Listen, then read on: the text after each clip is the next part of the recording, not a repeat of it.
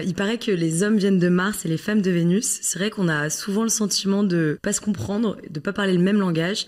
Eh bien, c'est exactement pour ça qu'on a lancé ce nouvel épisode de Be My Side, qui est le podcast filmé de Beside Me, où on va pouvoir aborder les différences relationnelles entre les hommes et les femmes avec Yann Piette, qui est coach en relations et expert en psychologie masculine. Ensemble, on va essayer de décrypter ce fameux langage masculin-féminin. On va parler de séduction, de sexualité, de malentendus amoureux et d'entente. L'idée, c'est pas de nourrir cette opposition, c'est plutôt de faire en sorte qu'on se comprenne mieux et peut-être de retisser un lien qui a commencé à se distendre depuis quelques années. Yann, ce que je te propose pour commencer, c'est peut-être que tu te présentes un petit peu. Donc ça fait 15 ans, j'accompagne les gens dans leurs problématiques amoureuses, que ce soit des problématiques de rencontre, des problématiques de séduction après la rencontre, ou des problématiques de couple ou de sexualité. En gros, j'englobe toutes les problématiques qui sont liées aux vies amoureuses.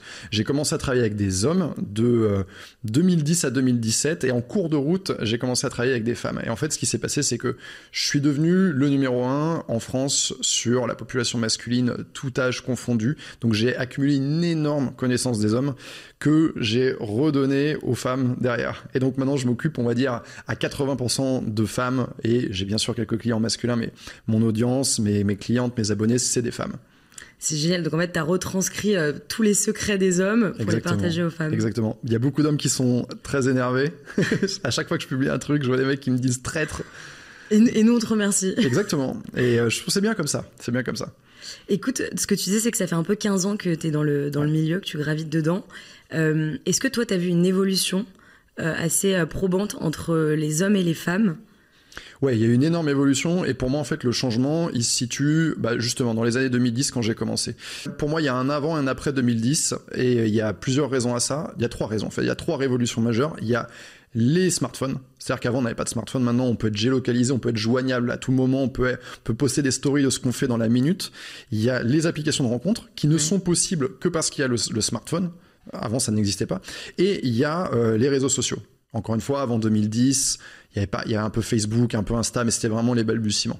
Alors qu'aujourd'hui, tout le monde est connecté. Ce qui fait qu'en gros, tout ça, ça a changé complètement nos façons de faire les rencontres. C'est-à-dire qu'on ne fait pas les rencontres dans les années 2020 comme on faisait des rencontres dans les années 2000-2010. C'est complètement différent. Les critères des gens ont changé, voire ont augmenté très souvent, dû aux réseaux sociaux. Parce que forcément, ce que tu vois à longueur de journée dans des reels, qui est mis en scène, les gens ont tendance à l'oublier, en fait. Ils pensent que c'est quelqu'un qui poste. Non, c'est un travail, en fait. Toi, tu veux la même chose, c'est normal, t'as du désir pour ce que tu vois, en fait. Tiens, cette femme, elle a cet homme, ou elle a ce type de relation, je veux la même chose. Ouais. Et donc, en fait, ça fait augmenter le niveau d'exigence des gens. Et les applications de dating, évidemment, c'est pas la même chose de faire des rencontres dans la vraie vie.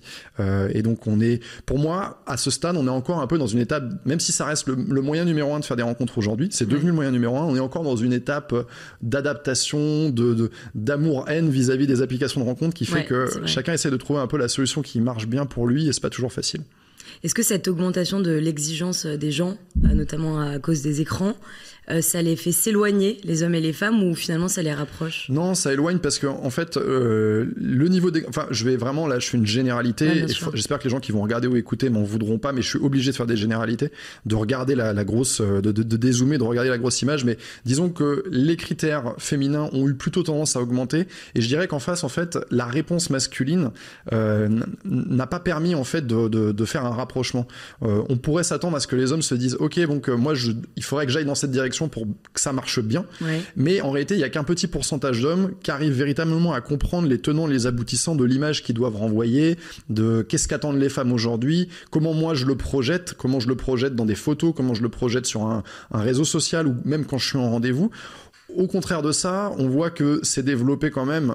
Toute personne qui utilise les réseaux sociaux, que ce soit Insta ou TikTok, on le constate qu'il y a plus je dirais pas une haine, mais une opposition, une chicane. En fait, on voit dans les commentaires que les hommes reprochent ça. Il y a une guéguerre, voilà. Il y a une guéguerre, mais les gens sont assez sérieux en fait là-dedans. Tu vois, on sent qu'il y a des mecs qui ont un peu la rage, et on sent que quelque part les femmes en face elles se disent mec, level up en fait. Tu vois, j'en demande pas non plus des tonnes, tu vois. Donc ça a plutôt opposé, ouais. Ok, c'est intéressant. Écoute, là on a un peu un overview de comment évoluer les relations et toi ce que tu fais au quotidien. Ouais. Je te propose un petit jeu qu'on fait avec tous nos invités. C'est un vrai ou faux. Écoute, y a pas de piège. Réponds spontanément, mais c'est assez clivant. Ok, ça marche, vas-y. Allons-y. Les hommes sont simples, les femmes sont compliquées. Vrai. C'est-à-dire que cette capacité à être complexe, c'est aussi ce qui fait que c'est intéressant. Moi, par exemple, j'apprécie plus travailler avec les femmes parce qu'en fait, les hommes, c'était souvent assez binaire. Moi, vouloir faire rencontre. Et après, je me pose zéro question. Il est vrai que, et je le vois parce que moi, j'ai travaillé avec des milliers de mecs, des milliers de femmes, donc je vois bien la différence, en fait. Il est vrai qu'il y a des femmes qui vont se poser beaucoup de questions qui n'ont pas lieu d'être à l'étape où elles en sont. Ah, mais peut-être qu'il a dit ça, mais peut-être qu'en fait, cet homme-là, il a un type d'attachement machin, et qu'en fait, dans 6 mois, il va se passer ça. Non, en fait, attends, meuf, t'es au premier date. Ouais, step by step. Tu vois. Donc, oui, c'est vrai. Et les hommes sont simples, et c'est aussi cette simplicité qui les empêche de devenir plus séduisants eux-mêmes, en fait. Parce que, oh, ok, mais une photo de profil, ok, photo, le mec va regarder dans le photo, il prend le premier truc qui passe, en fait. Ou alors, il va faire une photo de merde avec son téléphone à bout de bras. Et bah non, en fait, essaye d'acquérir un peu cette sensibilité. On peut pas être la sensibilité, il y a forcément un peu de complexité dedans. Ouais, je te rejoins. Très clair, ok. C'est plus difficile pour un homme de séduire aujourd'hui. Oui, je dirais que c'est plus difficile aujourd'hui pour les hommes. Pourquoi ? Parce qu'en gros, alors pas pour tous les hommes, pour une majorité d'hommes. On va dire, il y a des mecs qui n'ont aucun problème. En fait, un mec qui sait maîtriser son image, qui sait maîtriser la séduction à l'écrit, qui est bon conversationnaliste, etc., mais lui, il a aucun problème, en fait. Pourquoi ? Parce que sur des applications de rencontres, là où se font aujourd'hui la plupart des rencontres, la grande majorité des femmes va se concentrer par ce qui est considéré être le top, tu vois, le haut du panier. Donc ces mecs-là, en fait, ils ont presque trop d'attention féminine. Ils sortent du lot, ouais. Pour dire les choses un peu vulgairement, ils pourraient sortir avec n'importe quelle fille, tu vois. Alors que les mecs, en fait, qui ne comprennent pas ça, qui ne veulent pas comprendre, qui ne veulent pas faire l'effort, eux se retrouvent dans le pack de non-désirabilité. Dans le ventre mou. Ouais, c'est ça, c'est pas désirable, en fait. On va dire il va y avoir 10-20% de mecs intéressants, et les autres tombent tout de suite dans la case, il n'y a pas moyen. Donc, les applis n'ont pas forcément avantagé une grosse partie des mecs qui trouvaient... En fait, ils trouvaient leur avantage avant dans les rencontres parce que les rencontres se faisaient dans le quotidien, collègues, accointances. En fait, les rencontres, le moyen numéro 1 de faire des rencontres avant les années 2010, c'était les gens que tu vas voir dans ton premier cercle. Voilà, dans ton premier cercle. Ok, donc la réponse c'est... oui, c'est plus compliqué, mais que pour certaines personnes, enfin qu'une catégorie des garçons. Et ta question dit pas un truc, c'est que oui, c'est plus compliqué pour une partie des mecs de faire des rencontres aujourd'hui, mais c'est aussi plus compliqué pour beaucoup de femmes d'avoir une relation. Ouais. Tu vois ce que je veux dire ? C'est-à-dire qu'il y a des hommes qui ont perdu sur un truc, mais de l'autre côté, c'est pas à sens unique en fait. Les femmes galèrent beaucoup plus aujourd'hui à avoir l'engagement amoureux de la part d'un homme. Très bien. Les hommes ont peur des femmes indépendantes. Non, ils ont pas peur. À chaque fois, c'est le mot peur qui est utilisé. C'est pas qu'ils ont peur, c'est qu'ils vont aller vers autre chose. Et quand on entend en fait ce discours, c'est souvent un discours plutôt porté par des femmes, ou plutôt un discours féminin, ou sur un média plutôt féminin. Oui, mais les hommes ont peur de ça, ils ont peur de la girl boss, ou ils ont peur de ci, de ça. C'est pas qu'ils ont peur, en fait, c'est que ils vont attendre des choses différentes. Les femmes et les hommes attendent des choses différentes. Un truc très con, si tu dis à une femme, est-ce que tu préfères un mec qui a de l'ambition, prend des risques dans la vie, il a monté plusieurs boîtes, même s'il s'est cassé la gueule, tu vois, il prend des risques un peu financièrement, il se démène et tout, ou un mec qui est dans un job un peu sous-payé, tu vois, mais ça lui va très bien, il est un peu plan-plan, et en fait, il vit pour le petit apéro du week-end, le match de foot avec les potes. La majorité des meufs vont préférer le premier.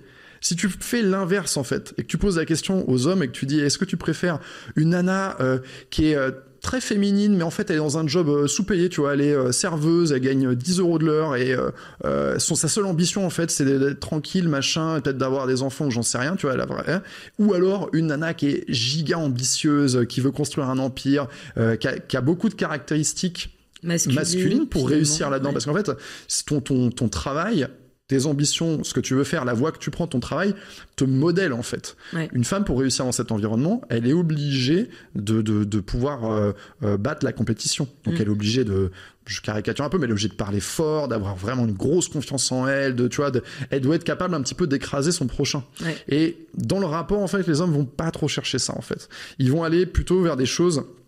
les choses que recherchent, ou en tout cas auprès desquelles ils résonnent bien, une femme qui va être un peu plus mystérieuse, un peu plus, j'ai pas envie de dire féminine, parce que tu peux être plus réservée, plus discrète peut-être. Ouais, c'est pas trop ça, c'est qu'en fait plus dans une mystique, plus dans une, tu vois, dans quelque chose où elle cultive à l'intérieur d'elle à l'intérieur d'elle, vers elle, tu vois, il y a un côté comme ça, je fais cette gestuelle où je rapproche de moi, en fait, où je cultive, pas dans un côté expansif où, tu vois, j'ai une vision en tunnel vers un objectif.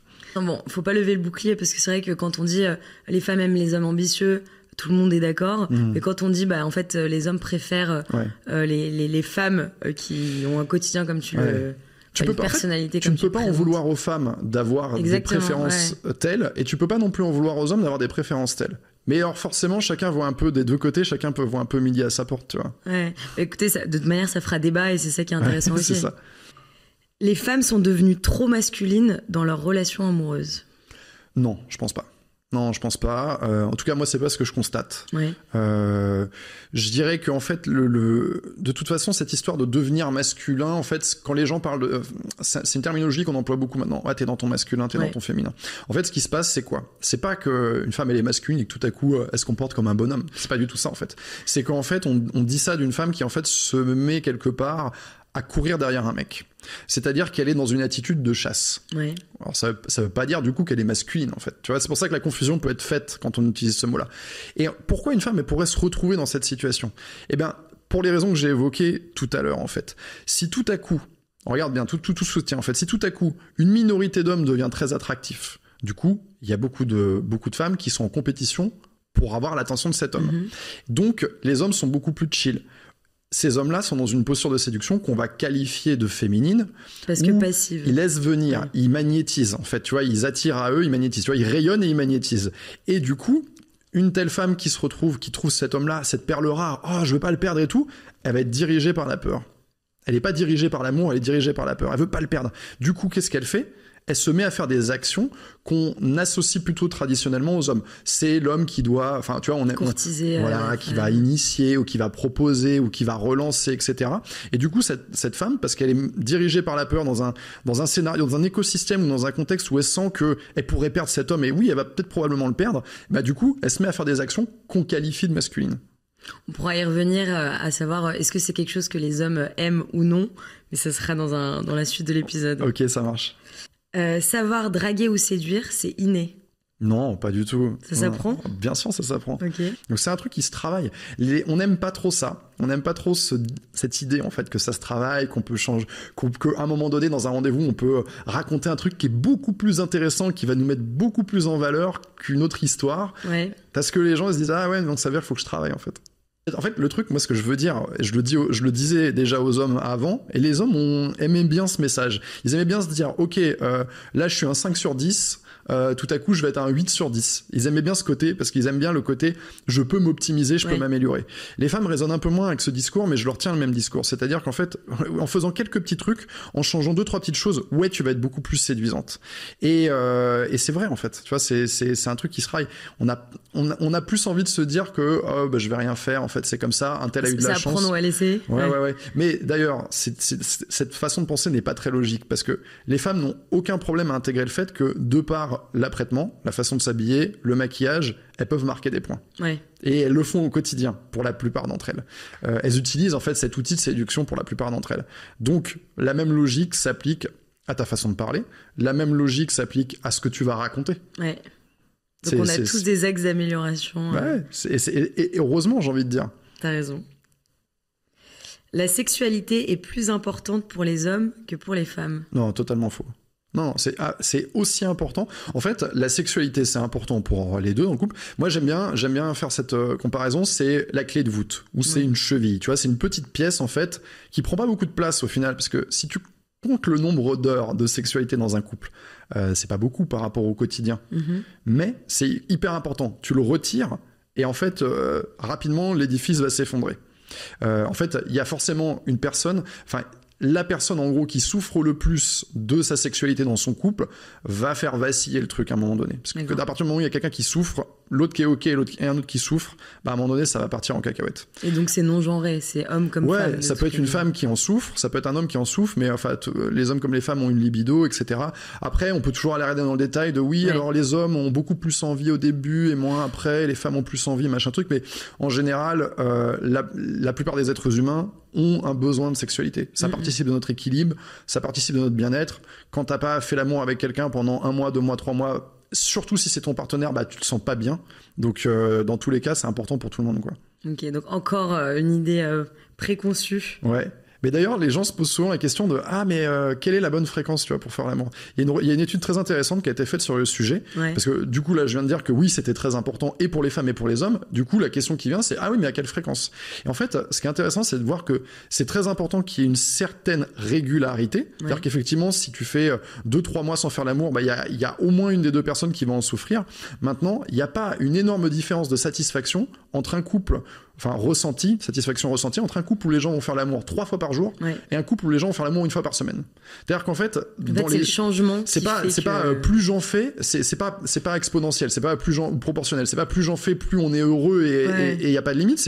Il faut un certain seuil et bah chacun est différent ou différente évidemment, mais chacun va avoir un petit peu son seuil. Mais il y a un truc où les études montrent que à partir de 1 fois par semaine, on considère qu'on rentre, c'est plutôt satisfaisant, quoi. Et après, bah, si c'est un peu plus, c'est mieux. Mais il y a des exceptions. Il y a des gens, ils vont avoir tout le temps envie ou tout le temps besoin. Mais bon, c'est assez. Je pense que ce qui frustre, c'est le fait qu'il y a un changement. C'est-à-dire que tu aies une fréquence qui soit consentie de part et d'autre, je sais pas, 2 fois par semaine, et que d'un mois à l'autre, et bah, tu le fasses plus du tout. En fait, c'est plus le changement. En plus, qui questionne. Tu vois, pourquoi, en fait? Pourquoi c'est plus pareil? Bien sûr, Alors, moi, c'est une question qui me fait vachement rire. C'est plus une femme montre d'intérêt, moins elle est attirante. Pas forcément. En fait, plus une femme montre d'intérêt, tout dépend de la personne en face, qu'est-ce que la personne ressent. En fait, dans une rencontre, il y a 2 protagonistes. Ça peut être un homme, une femme, ça peut être un homme, une femme, peu importe à la limite. Mais chacune des 2 personnes a ce que j'appelle un niveau d'intérêt. J'aime bien appeler ça comme ça. Historiquement, je l'appelle comme ça. Je suis pas le seul à appeler ça comme ça. Ça veut dire quoi? Ça veut dire qu'en fait, les sentiments sont pas binaires. C'est-à-dire qu'en gros, c'est graduel. Ça arrive que tu rencontres quelqu'un, tu dis ouais, je sais pas, et qu'en fait 2 mois après, je suis ouf de cette personne. Donc ça monte, ça descend, machin. Si une femme montre de l'intérêt à un homme qui en a autant ou plus qu'elle, aucun problème en fait.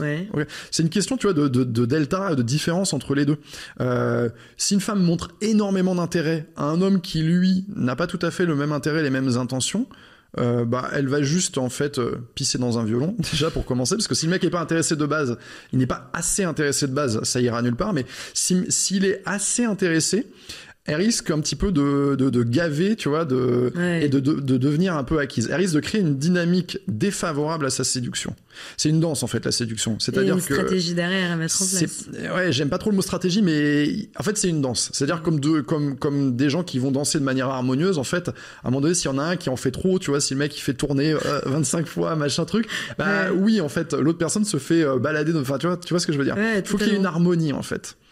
Donc cette harmonie et cet équilibre, il est à chercher. Donc il faut être quand même assez observateur et pas se regarder. Exactement, c'est ce que j'apprends à mes clients. Point. Ok. Un homme qui pleure, c'est touchant mais pas attirant. J'ai envie de dire, un homme qui pleure parce que son chat est mort ou parce que sa personne est morte, c'est tout à fait normal, logique. Ok, tu vois ce que je veux dire? Alors évidemment, je pense qu'il y a des cas de figure où c'est même pas un sujet. Je pense à un homme qui est assez sensible, je sais pas, qui a passé une journée par exemple de merde, qui rentre le soir et qui pleure dans les bras de sa femme. C'est touchant, mais c'est pas attirant. Disons que c'est pas... Ça se produit dans un contexte où t'es en couple, en général. Tu vas pas pleurer avec quelqu'un en date, tu vois, c'est assez rare quand même. Pourquoi pas, tu vois. Je sais pas si ça t'est déjà arrivé, j'en sais rien, mais en tout cas, t'es dans un contexte de couple. Et dans un contexte de couple, c'est pas du tout la même chose. Et en tout cas, dans cette situation-là, oui, ça ne va pas créer de l'attraction. Tu vois ce que je veux dire? C'est pas, mais dans un contexte de séduction, c'est peut-être pas très attirant, en effet, de voir quelqu'un qui est désarmé dans une situation... Tu vois ce que je veux dire? Vulnérable, Par contre, être capable de montrer à ton ou ta partenaire, de montrer qu'en fait, je me sens suffisamment en confiance avec toi pour te montrer une part de vulnérabilité, ça va pas dézinguer le couple. Clairement pas. Au contraire. Ça peut le renforcer. Ça peut même le renforcer et rapprocher. Je vois pas de femmes dans mes clientes, mes consultations, mes abonnés qui diraient j'ai dégagé mon mec parce qu'en fait il s'est montré un peu vulnérable. Au contraire, j'ai plutôt des femmes qui me disent j'aimerais bien savoir ce que pense mon mec, pourquoi il exprime rien, etc. Ok, donc en fait ça dépend aussi du moment de la relation. Ok, dernière question. Quand on est trop gentil, on finit toujours en friend zone. Si pour toi, gentillesse, c'est j'aide une vieille dame à traverser, ok, cool, ça va rien changer en fait. Ça peut être de la gentillesse. Ouais. Maintenant, quand les gens disent ça, en général, c'est pas ça qu'ils veulent dire en fait. Non, On pense à gentil, on pense à trop gentil. On pense à quelqu'un qui va avoir des comportements où la personne va un peu trop se laisser marcher dessus, va pas savoir poser ses limites, va vouloir plaire à tout le monde, va vouloir dire oui tout le temps. Et en fait, cette grosse thématique de poser ses limites, c'est très important. Typiquement, c'est vrai ce que tu as dit. Du coup, si on prend cette définition de gentil, c'est vrai ce que tu as dit, appliqué aux hommes. Ok. C'est-à-dire que c'est pas séduisant pour beaucoup de femmes. Encore une fois, c'est des généralités, mais pour beaucoup de femmes, ce n'est pas séduisant de voir un homme qui dit oui à tout, en fait. Parce que c'est pas rassurant déjà pour commencer. C'est pas rassurant un homme qui va dire oui à tout, d'abord à elle, pour tout comportement, tu vois. Désolé, en fait, j'avais complètement oublié notre date, ça te dérange pas qu'on décale, ça te dérange pas qu'on décale, on se redit. Enfin, un mec qui va dire ouais, t'inquiète, y a pas de problème. Ça le met pas dans une posture. C'est pas sexy. C'est pas sexy, en fait. Ouais. Tu sens que le mec n'a pas de structure. Et que, en général, s'il est déjà comme ça avec toi, qu'est-ce qui va se passer en fait, ce mec, avec toutes les autres choses qui peuvent se passer dans la vie de tous les jours en fait, au travail, etc., dans des situations qui peuvent, tu vois. Et côté femme, comment est valorisé le fait d'être gentil aux yeux des hommes ? La gentillesse est plutôt valorisée. Ouais. Tous les comportements. Alors, je dirais qu'une femme va plus difficilement être considérée comme trop gentille. D'accord. Et à la limite, ça peut même réveiller chez certains mecs de voir une nana qui serait trop gentille. Du coup, ça peut réveiller un certain truc en disant moi je suis important parce que je vais pouvoir, en fait, si elle a des difficultés à évaluer des situations dans lesquelles elle est trop gentille, je vais être utile. Ah ouais, et donc c'est le truc un peu, là on tombe un peu dans le cliché, mais c'est vrai que ça permet à certains hommes de trouver leur place. Ok. Ou même à contrario, je me dis ça peut donner un côté un peu maternel à la femme. Ouais. Et il y a plein d'hommes qui en raffolent. Ouais, bien sûr. Après, encore une fois, gentil, c'est un mot valise. Tu vois, moi, j'aime bien les cibler, en fait, les comportements. Est-ce que les hommes aiment les femmes affectueuses ? Oui. Est-ce que les hommes aiment les femmes qui vont avoir, sans trop en faire non plus, mais tu vois, qui vont montrer qu'elles sont un minimum capables de prendre soin d'eux ? Ouais, c'est plutôt un avantage, tu vois. Et donc, on peut replacer tout ça sous la gentillesse, mais à chaque fois, je pense qu'il faut zoomer et dire, ok, mais comment tu le définis ? Voilà, est-ce que c'est de la douceur ? Est-ce que c'est truc ? Est-ce que c'est... Ok. Bon, écoute, on n'a pas fait un vrai faux, mais tant mieux. On a fait des nuances à tous les coups, en fait. Sinon, on aurait été pendu à tes lèvres, on aurait voulu savoir la réponse directement. Ouais, mais c'est bien la nuance, non ? Ouais, totalement. Ce dont souvent les gens manquent, en fait. Ils vont vouloir, quand ils discutent de ça ou dans les commentaires, ils vont vouloir trancher, quoi. Je suis d'accord. Du coup, il faut quand même un peu une expertise pour pouvoir un peu développer. Toi, ce qui est cool, c'est que tu t'appuies quand même sur un panel de personnes que tu as accompagnées. Ouais. Donc, tu as le droit... exceptionnellement de faire un peu des généralités. J'ai le droit de le faire. Et encore, moi, quand je fais des généralités, c'est pas que ça me fait plaisir, en fait. C'est moi, je dis ce que je constate. Et des fois, je constate des choses qui sont différentes de ce que les gens disent. Ouais. Tu vois, par exemple, il peut y avoir des femmes qui disent « Ouais, alors moi, je veux un mec gentil, un mec ci, un mec ça. » Mais quand je travaille avec des femmes, ce que je constate, c'est qu'en fait, pourquoi tu choisis pas ce mec-là ? Ah oui, mais non, en fait, tu vois. Donc, en gros, moi, je fais des généralités. C'est pas des généralités qui me font plaisir. Je dis pas ça parce que je veux faire le malin ou truc. Je regarde des trucs. Il y a des trucs je suis très pragmatique. Je regarde ce qui se passe sur le terrain, en fait. Et qu'il y a parfois un décalage entre les dires et... Ouais, bien sûr, parce qu'on est des êtres humains. On aime bien... Tu vois, on a une capacité à s'expliquer, en fait. Je te rejoins. Est-ce que t'as un de tes coachings qui s'appelle justement décrypter le langage masculin. Est-ce que selon toi, il y a vraiment deux langages distincts ou pas entre les hommes et les femmes ? Franchement, et je pense que personne peut me dire que je me trompe, parce que je vais refaire une généralité, mais les femmes ont quand même une utilisation du langage différente de celle des hommes. Ouais. Même dans le quotidien, tu vois. C'est très intéressant. Alors, j'ai plus l'étude en tête et j'ai plus le chiffre exact, mais il avait été fait un calcul du nombre de mots échangés entre un homme et une femme au cours d'une même journée. Je crois, je vais peut-être dire des conneries, on me corrigera dans les commentaires, mais je crois que c'est du simple au quadruple. Okay. Donc forcément que déjà, on n'utilise pas le langage à la même fréquence, on n'utilise pas avec la même finesse, de la même manière pour faire les mêmes choses. Les femmes sont beaucoup plus habiles pour utiliser le langage et les hommes sont moins habiles, c'est tout. Bien sûr, il y a des exceptions des deux côtés, en fait, mais à partir de là, en fait, c'est vrai que du coup, la communication n'est pas égale, en fait. Ouais, et donc en fait, elle n'est pas égale, mais même sur un plan, du coup, parfois... biologique, émotionnel. En fait, du coup, ça touche toutes les sphères. Ben, bien sûr. Un truc qu'on a peut-être que tu as peut-être constaté ou que les gens ont peut-être constaté. Les femmes vont beaucoup utiliser le langage pour réfléchir et trouver des solutions. Ouais. C'est-à-dire qu'il y a un côté où déjà je discute avec moi-même, ensuite j'en parle à des amis, j'en parle à mon entourage, et en fait il y a un côté, je vais prendre un mot anglais, mais brainstorming, tu vois, où en gros, en parlant, en discutant, en prenant chaque expérience, machin, en fait, on finit par affiner, on finit par trouver une solution. Et l'activité même de parler est une activité pour résoudre le problème. Ouais. Là où chez beaucoup d'hommes, en fait, l'activité de parler est en fait considérée comme peut-être une perte de temps, où ça sert à rien. C'est confus, c'est confus, ouais. ça les met plus en confusion. Ils vont peut-être plutôt avoir tendance à se retirer, prendre du recul, réfléchir, analyser, aller chercher de la data ou je ne sais quoi, et ensuite revenir avec « ok, c'est la solution ». Donc... ce qui fait que dans le cadre du couple, en fait, on se retrouve sur des situations qui sont assez problématiques. Moi, j'ai une cliente, là, il y a pas longtemps, elle voulait exprimer quelque chose qui l'avait un petit peu blessé, irrité, ou en tout cas, elle comprenait pas le comportement de ce mec. Elle prenait ça pour du désintérêt. Et elle avait plutôt accepté ce comportement jusqu'à un certain point, et là, tout à coup, elle lui écrit, et elle lui envoie, même si on est sur de l'écrit, on n'est pas sur du parler, mais c'est la même chose, ça aurait été la même chose en parler, je veux dire, elle lui envoie un long message qui ouvre plein de portes, en fait. Ouais. Qui ouvre plein de portes. Et le mec a dit « Ok, on en reparle de vive voix ». Tu vois, il a répondu alors, oui, alors elle a dû être dévastée. On peut prêcher des deux côtés, en fait. On peut dire que elle a fait d'un côté, elle a fait un gros effort de communication, mais elle ne l'a pas adapté à la personne en face. C'est-à-dire j'ai dit à cette cliente, je lui ai dit, écoute, c'est très bien que tu te sois exprimé, parce que ce que tu voulais exprimer était nécessaire. C'était très important de l'exprimer. Maintenant, dans la forme, c'était pas adapté à la personne que tu avais en face. Le format était pas adapté, le discours était pas adapté, c'était un discours qui était... Le nombre de caractères n'était pas adapté. Il y avait un peu un flou. En fait, tu vois, il y avait un peu du flou dans ce qui était dit, là où les hommes vont beaucoup plus se répondre à des choses un peu plus factuelles. Il y avait pas mal de portes ouvertes, ce qui est un peu, oui, mais je prends quelle porte, en fait? On va dans quel sens? Ouais. Et tu vois, ce même discours qui aurait été, en fait, reséquencé différemment, en disant, je te donne un exemple que les gens pourront s'approprier. Écoute, il y a un truc qui me pèse un petit peu, dont j'ai envie de te parler. Est-ce que je peux te le dire? Oui, non, tu vois, ok. Ouais. L'autre jour, t'as fait ça. En fait, faut avancer par étapes. L'autre jour, t'as fait ça, tatati. Et en fait, tu vois, ça marche beaucoup plus, en fait, que de lâcher, en fait, un truc où le mec derrière, il va devoir aller piocher truc. Moi, je suis devenu expert en lecture de langage féminin, parce qu'en fait, mes clientes, mes abonnés, me parlent souvent à l'écrit. Et me livre en fait des trucs. Et donc moi, à tirer l'essence. Très vite, faut que j'arrive à comprendre. Ok. Et je travaille en fait, je remets ça en forme. J'ai un cerveau en fait où moi je regarde le truc et à côté j'ai toujours un papier, un crayon. Je fais des lignes, des frises chronologiques et je fais tac tac tac tac et j'essaye de tout redispatch en mode énorme. Pour avoir un truc visuel, tu vois. C'est une sacrée méthodo qui doit valoir très très cher.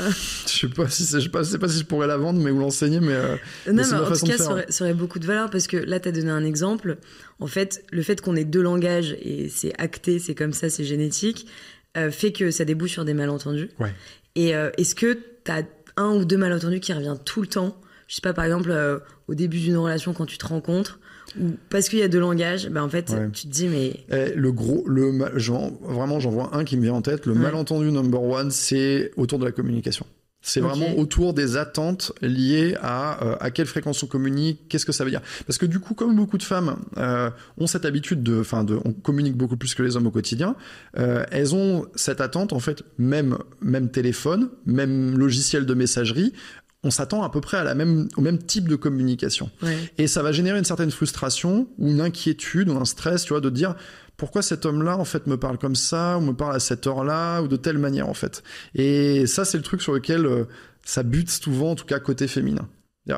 Et moi, j'apprends à mes abonnés à dire, OK, on va vraiment regarder les actions du mec pour commencer. Au lieu des horaires, lieu des... OK. Dans un premier temps, la communication, je dirais, les 2, 3, 4, 5 premiers rendez-vous, la communication n'est pas très importante. En fait, ce qui est très important, en revanche, c'est les rendez-vous qui vont avoir lieu, la régularité, le fait que cet homme te montre de la fiabilité.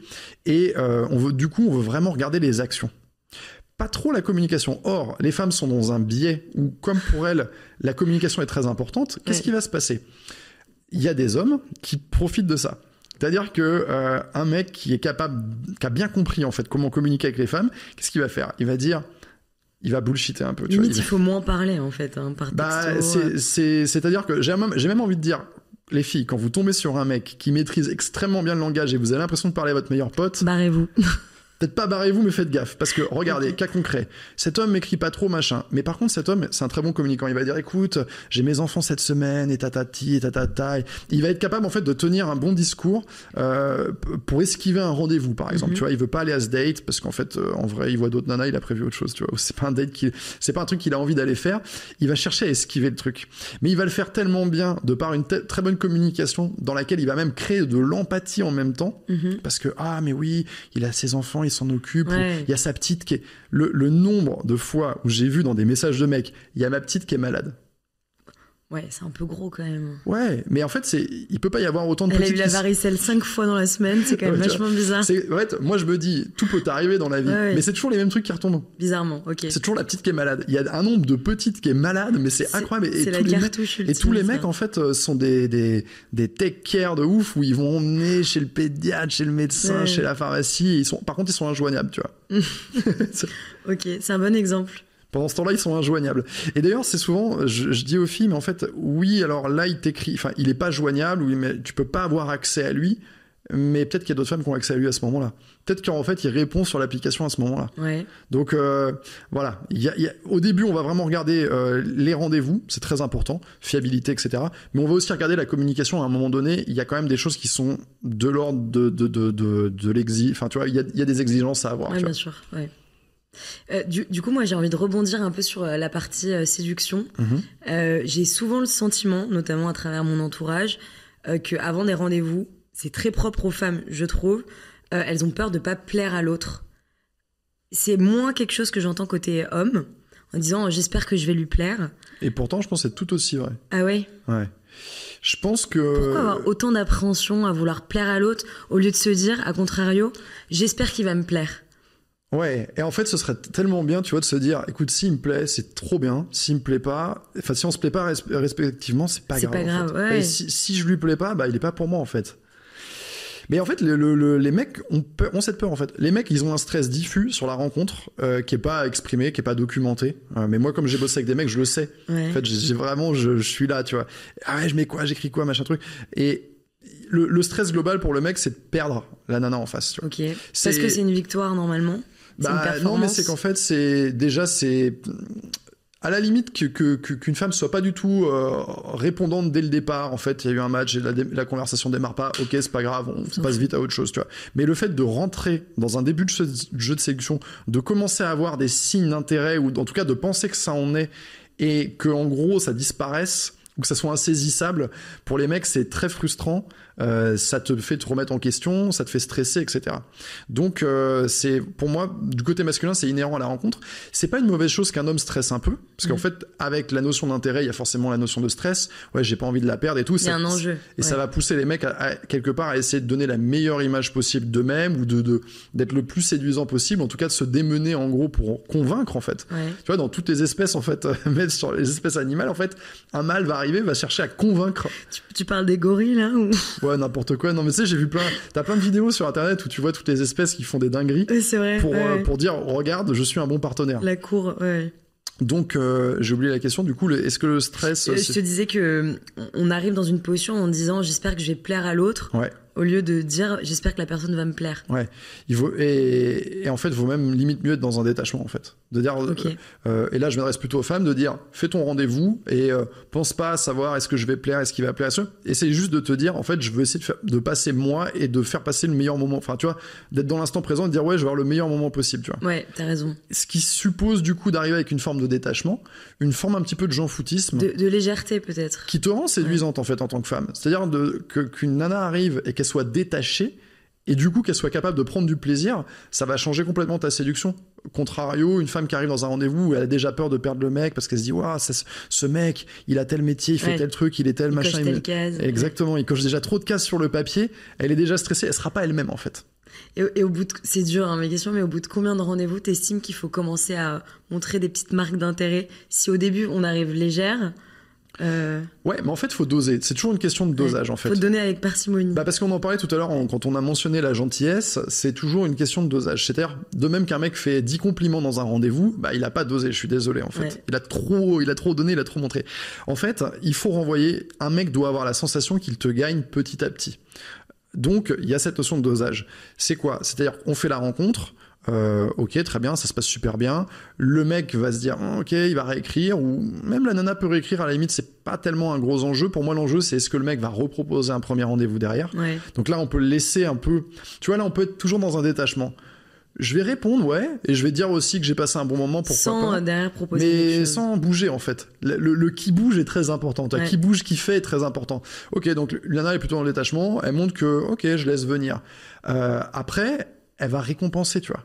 C'est-à-dire qu'en gros, le mec, du coup, a proposé un premier rendez-vous, il a fait un bête de premier rendez-vous, ça s'est super bien passé. Bah, le fait de donner des, tu vois, de montrer de l'intérêt, en fait, est important, tu vois. Parce qu'un mec peut pas avancer sans avoir des signaux d'intérêt. Donc, il doit avoir des micro-signes dès le départ. Il faut éviter d'être dans la posture où je montre rien. Ouais. Genre, je vais faire la meuf. Et les gens sont souvent binaires. C'est, ouais, je vais le faire galérer et je vais rien montrer. Et après, d'un coup, généralement, une fois qu'on a couché ensemble, je vais lâcher les fauves, tu vois. Je vais lâcher les fauves de l'intérêt. Publicité mensongère, en fait. Ouais, en fait, j'étais trop amoureuse de toi, day one. Ok. Donc c'est ça qu'il faut être dans le progressif, en fait. C'est intéressant. Moi, tu vois, j'ai l'impression que t'as des gens qui utilisent la séduction comme un peu une quête de performance. Est-ce que t'as déjà coaché ou t'as déjà été en contact de mecs qui se disaient mon but c'est d'avoir un maximum de conquêtes, ouais. Je développe mon niveau de séduction dans cette optique. Qu'est-ce que tu penses de ces gens-là? Quand moi, c'était un peu fatigant parce que quand tu tombes sur des mecs comme ça, des clients comme ça, bah c'est un peu, t'as pas envie, tu vois. Le discours t'agace un petit peu. Ouais. Tu vois, t'as envie que le mec prenne un peu de distance, qu'à la limite, même si ce soit vrai, tu n'as pas besoin de le verbaliser. Tu vois, à la limite, t'es pas obligé de le dire, t'es pas obligé de le faire savoir et de le crier partout. Beaucoup d'hommes, en fait, ont cet aspect, une approche assez pragmatique.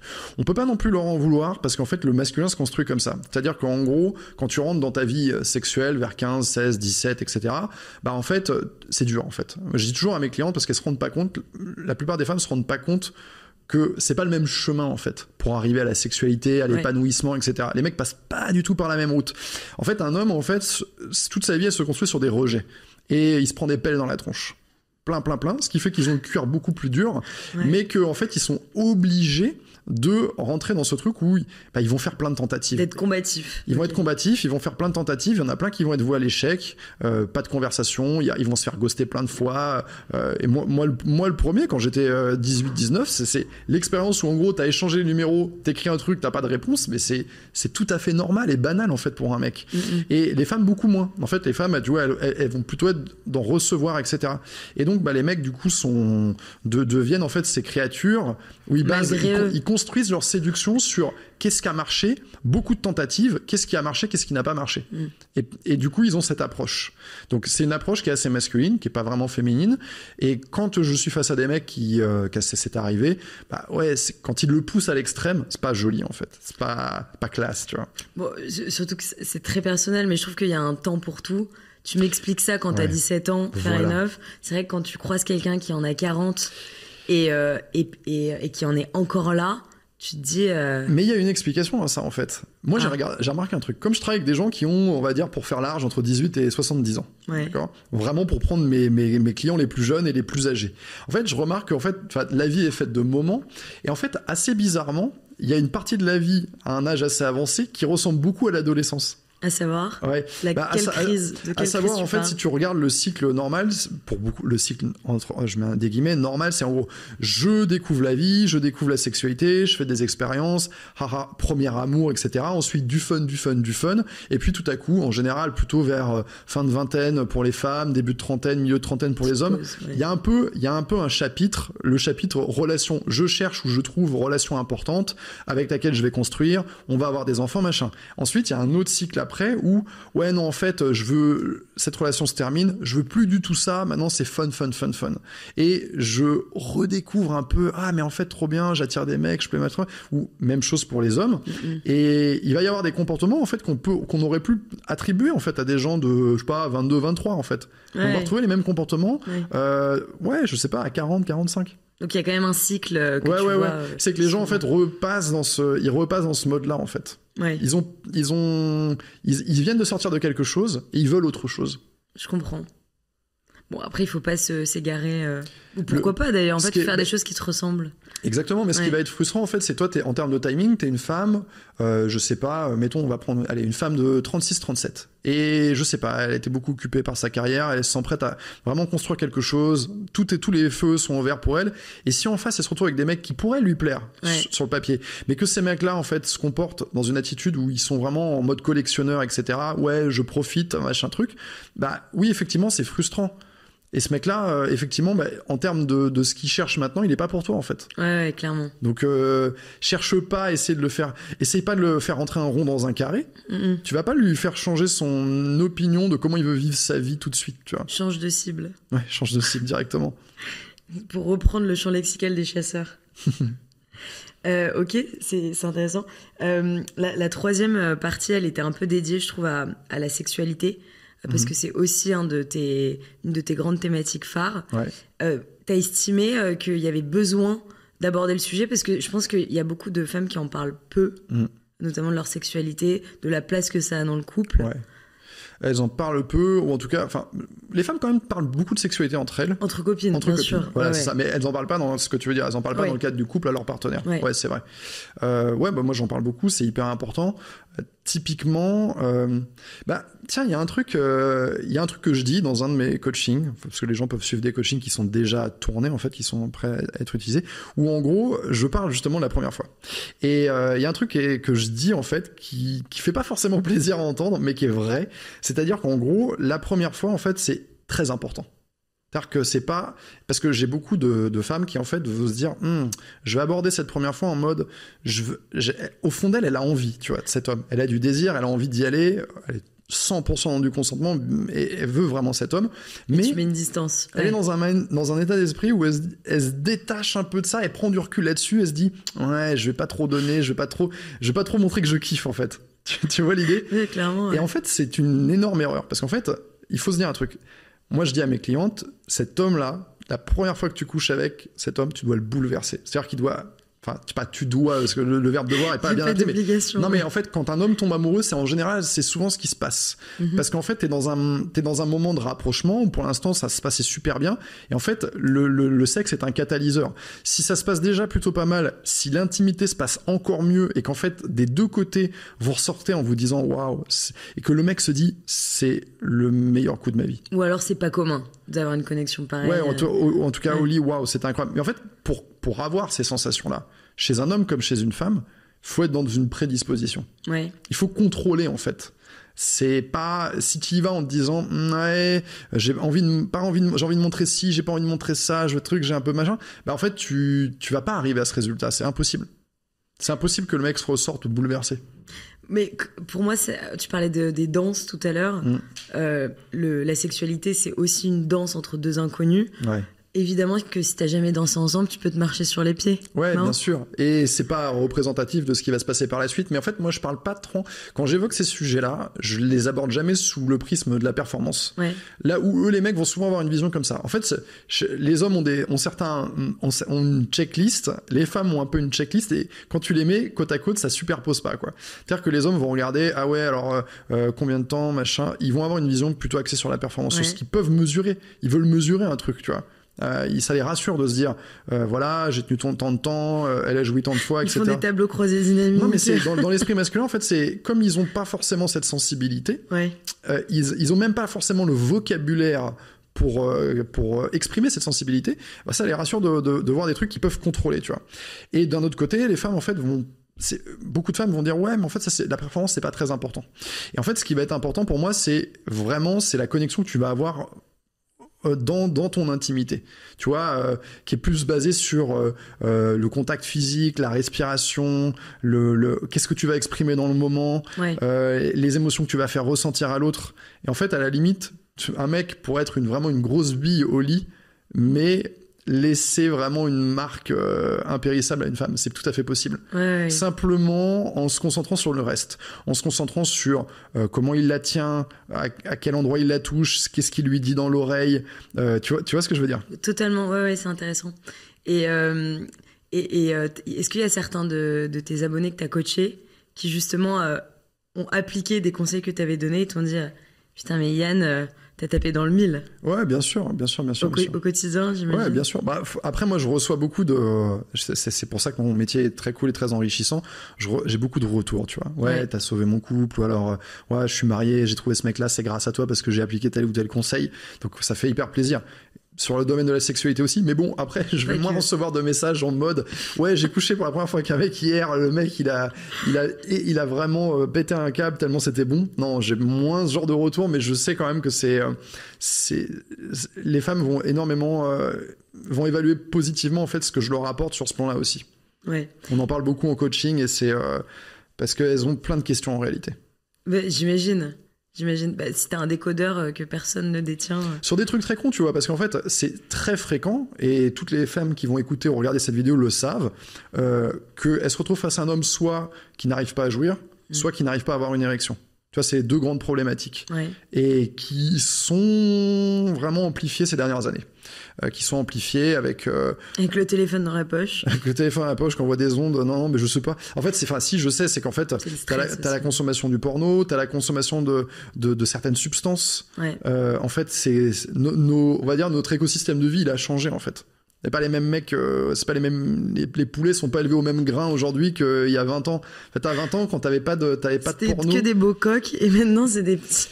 Non, mais disons qu'en fait, on était moins contaminé dans notre écosystème, on était moins contaminé par plein de choses. On n'avait pas une attention complètement éclatée, parce qu'en fait, on est tout le temps en train de regarder des trucs de 10 secondes. On n'avait pas du porno à gogo, et il n'y avait pas ce système, en fait, parce qu'il y a un système de récompense, en fait. Ouais, quand tu te donnes du plaisir, tu te donnes une récompense. C'est de la dopamine. Exactement, mais si tu te donnes trop de récompenses, c'est comme l'expérience des souris avec la cocaïne, où elles vont venir appuyer sur la pédale en permanence, parce que c'est là, en fait, tu vois. Le fait aussi que... y a un autre truc qui joue, la consommation de substances, de fumer par exemple certaines substances, tu vois. Ouais. Je parle pas de la cigarette, ou d'autres substances. Tu vois, je vais pas donner de nom parce que c'est pas bon pour le référencement de la vidéo, mais t'es obligé de compenser à un moment donné. Clairement. Parce qu'en fait, toutes ces substances-là t'empêchent d'avoir une érection. Donc en fait, qu'est-ce que tu fais ? Tu vas chercher une ordonnance. Si tu peux pas avoir d'ordonnance, tu vas aller chercher un truc sur le dark web, tu vois. Ouais, et moi, j'ai plein de mecs qui sont dans cette problématique-là. Ils sont en proie à ces deux grosses problématiques. Et les femmes, elles ont le problème touche les deux. De toute manière, c'est obligatoire. Donc les femmes de l'autre côté, ah ouais, mais ça veut dire quoi ? Ah mais pourquoi ? Mais en fait, je suis pas assez belle, je suis pas assez ceci, je suis pas assez cela, ou alors je me suis mal débrouillé, ou alors ah mais pourquoi il arrive pas à jouer, nanani, nanana, qu'est-ce que je devrais faire ? Donc en fait, c'est des points en fait sur lesquels j'essaie de faire relativiser mes abonnés ou mes clientes et de les aider aussi, de leur dire ouais, c'est quoi le meilleur comportement que tu peux avoir dans cette situation ? Ouais. Oui, parce que là, en fait, je trouvais ça intéressant de balayer un peu tous les sujets, à savoir le langage, la séduction, la sexualité. Si tu devais casser, je sais pas à qui t'aimerais t'adresser déjà, aux femmes ou aux hommes. Qui j'aimerais casser non, un mythe qu'on a au sujet de, je sais pas, genre des hommes. Si tu voulais t'adresser aux femmes, ce serait quoi le mythe ? Le mythe qu'on a le mythe qu'ont les femmes auprès des hommes, c'est en fait un mec c'est facile. Ouais. C'est l'énorme mythe. Et moi, j'invite toutes les femmes à le faire. Mais faites-le pour le délire, hein, c'est rigolo. Allez sur une intelligence artificielle, créez des fausses photos d'un gars normal, créez-vous une application de rencontre et essayez d'avoir ne serait-ce qu'un numéro de téléphone. Bon courage. Et en fait, le jeu est très drôle. D'abord, il est très drôle parce que ça permet de dire ah ouais, en fait, c'est comme ça pour un mec lambda, c'est comme ça en fait le réel. Et c'est aussi intéressant de voir qui sont les autres femmes en fait et qu'est-ce qu'elles disent. Et comment elles se comportent ? Je me suis toujours posé cette question sur les apps en me disant, est-ce qu'elles ont la même technique que moi ? Ouais. Ou est-ce qu'au contraire, elles se donnent directement et du coup, elles vont boire un verre au bout de 3 messages ? Mais ça permet de casser plein de croyances limitantes. En fait, il y a beaucoup de femmes qui pensent que un homme, à partir du moment où il est OK, en fait, il y a des femmes, mais à la pelle. Et qu'en fait, limite, elles arrivent et elles déballent, tu vois, OK, vas-y, c'est bon, on se retrouve chez moi ce soir. Non, en fait, pas du tout. Rien n'est plus éloigné du réel que ça. Que cette idée. C'est bien de la casser. Et d'ailleurs, il y a eu, ça a été déjà fait, ça a été déjà documenté, il y a certaines femmes qui ont essayé de se faire passer pour des hommes, voir un peu ce qui se passait, tu vois. Et en général, elles sont sorties un peu déprimées de l'expérience, en se disant, en fait, c'est pas trop mal, en fait.